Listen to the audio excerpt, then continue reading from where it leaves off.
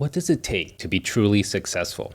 Instead of relying on random anecdotes your mom tells you about some distant cousin you're not even sure exists, or copying just one person's success story, wouldn't it be smarter to study 1,000,000 people to see what actually works? That's exactly what one person did. Dashun Wang, the lead scientist in the latest research paper in Nature, analyzed literally 800,000 top scientists, 260,000 entrepreneurs, 60,000 startups, and almost 163,000 investment rounds to figure it out, including even terrorist organizations.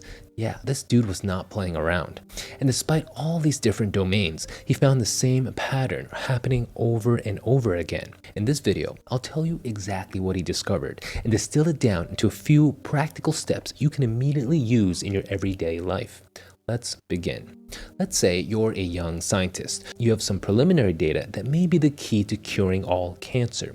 You can choose between two scenarios. First scenario, your data is good enough to win a $1.3 million NIH grant. Or scenario 2, people think you're an idiot. Which one would you pick? If you took the $1 million, you'd be making the exact wrong choice. According to the data, if you really want to win, I'm talking multi-million-dollar grants, possibly even a real shot of curing cancer, you actually want people to think you're an idiot first. In other words, if you want to truly succeed in the long run, you'd actually want to first fail. First key insight is this. Don't be afraid of failure. Failure has a bad rep, but truth is, it's actually better than success, especially early on. Failure is incredibly good for you and sets you up to be even more successful in the future. There's a myth out there that the rich get richer and the poor get poorer, that over time, the gap of inequality gets wider and wider. Meaning, if you get wins early on, you keep on winning. If you lose, you keep on losing. Interestingly, that's not what the data shows at all. Looking at the 800,000 scientists applying for $1 million NIH grants, you can clearly see who got the grants and who didn't. You would think those who got grants early in their careers would then publish higher quality research and get even more grants later on. Interestingly, it was the exact opposite. It was those who didn't get the initial $1 million grant that somehow managed to publish better research 10 years later. Research that was not only more objectively impactful, but read and cited by more scientists overall as well. The equivalent of going viral in academia. There's a catch though. This effect was only present if you kept going, meaning if you let that first initial failure defeat you and you applied for less funding as a result, then yeah, 10 years later, your career is going to be crap. But if you didn't let that failure define you and you kept your mind in the game and continued applying for more grants, the data shows a clear conclusion. You end up more successful than those who didn't fail to begin with. What that means is that failure isn't the bad guy you think it is. It's how you react to failure that determines everything. This is huge because while you can't control whether you win or lose in any one particular outcome, it doesn't even matter. In the long game, it's what you do about it that determines everything. And luckily for you, that's always in your control. Because when you fail, you suddenly have something to prove. And as long as you don't drop out, you suddenly become even hungrier. The winners are high-fiving each other and celebrating at the beach, while the hungry losers hit the gym and get back to work almost immediately. The forever losers are those that sulk and hide in a corner, crying themselves to sleep and accepting failure as a permanent state of life, an identity even. You see this play out in sports all the time. Take tennis for example. To win, you need to win 2, sometimes 3 sets. The first person to win the first set is the first person to relax, the exact wrong move to make when the other player is now the most hungry. The losing player knows he has to crush it in the second set, else he'll lose the match entirely. And so he grits his teeth and stages an epic comeback. The first set winner is now freaking out. He just woke up the beast. Can he get it together, or is the second guy's momentum going to steamroll him? They say tennis is just a mental game, but in actuality, everything is just a mental game. It's not a surprise why the most successful are usually those most acquainted with failure. You know why? Because failure is what strengthens your mental game. Failure is what hardens you. Just like diamonds, real success only comes as a byproduct of immense pressure. If you've never failed in your life, simply stumbling from one success to another, you've been both incredibly blessed and incredibly cursed. Sure, it feels good to succeed, but you're also probably incredibly fragile underneath it all. You're so used to success, you have no idea what to do when you fail. So when you eventually do fail or suddenly realize you aren't good at something, your ego can't handle it. Your mental game is weak, and so you crumble. Sometimes so much so, you never get up again. This is why you must learn to become anti-fragile. Failure is the key ingredient to this, but that's not all. There's another reason why failure is insanely good for you. It motivates you to reflect. It puts a giant magnifying glass on everything you just did in a way success never does. I'd rather fail and know never to make the same mistake again than to blindly succeed having no idea why. Better yet, get rid of the concept of winning and losing altogether. Care less about the short-term outcome, the simple label of winning or losing, and focus more on the information gained. Because look, what does the average dude do when they win?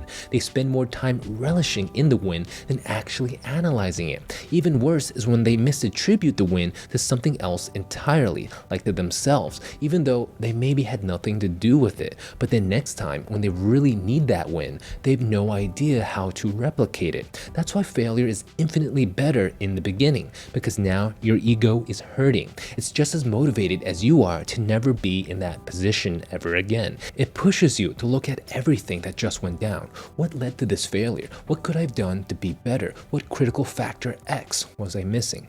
And as you soul search, you collect infinitely more valuable information. Losing the battle today is actually the most surefire way to ensure you win the war tomorrow. Another way to ensure you set yourself up for success is with Brilliant. Brilliant is a learning platform designed to be uniquely effective. With hands-on problem solving, you don't even realize you're learning. For example, ever wonder how people decide where to set up their Airbnbs? Brilliant has a case study where you analyze Airbnb data to find the best neighborhoods to buy rental property, all the while learning the incredible ways that data can be presented. And that's just one course of many, from math to data analysis to computer science to foundational scientific principles. All their lessons teach conceptual frameworks in a truly intuitive way.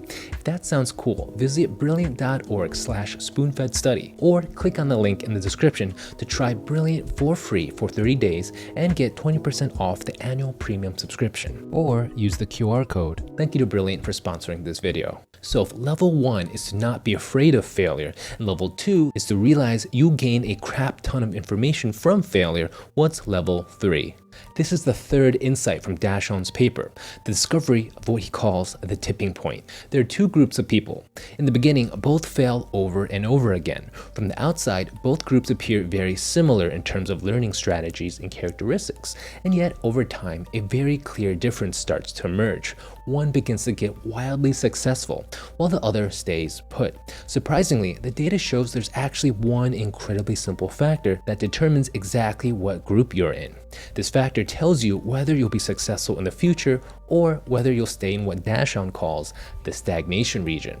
This is the twilight zone nobody wants to be in. It's where you always feel insanely busy, where you squeeze productivity out of every hour of the day, and yet make no progress whatsoever until you eventually burn out.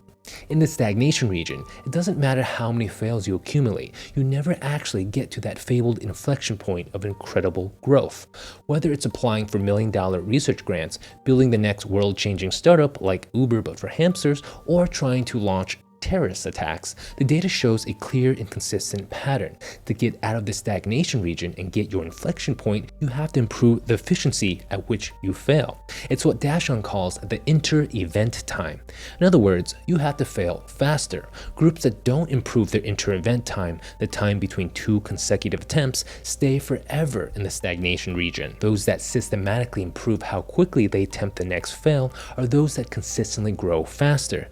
In other words, they fail faster, which means they learn faster. Remember, that's what level 1 and 2 is all about. To not be afraid to fail, to realize there's an insane amount of information to be gained from each fail. Clearly, if you internalize levels 1 and 2, level 3 makes logical sense. It's just doing more of it and much more frequently.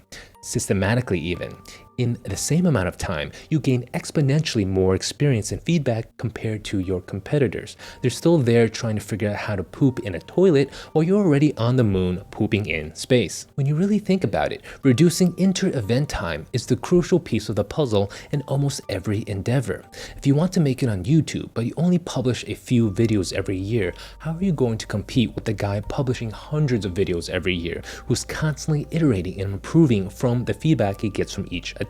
You want to be a best-selling author? Don't just go into your hole for 5 years and pour your heart and soul into one manuscript. Your ego is going to get crushed when it gets zero traction, and then you'll never do it again. You put all your eggs in one basket and close yourself off from any course corrective feedback that you could have gotten along the way.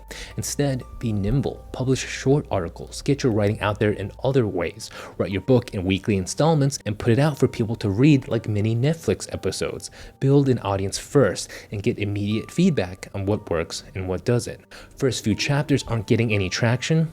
Great, you didn't have to wait 5 years to know that. Accept the L, move on, and write something else. You have $1 million startup idea?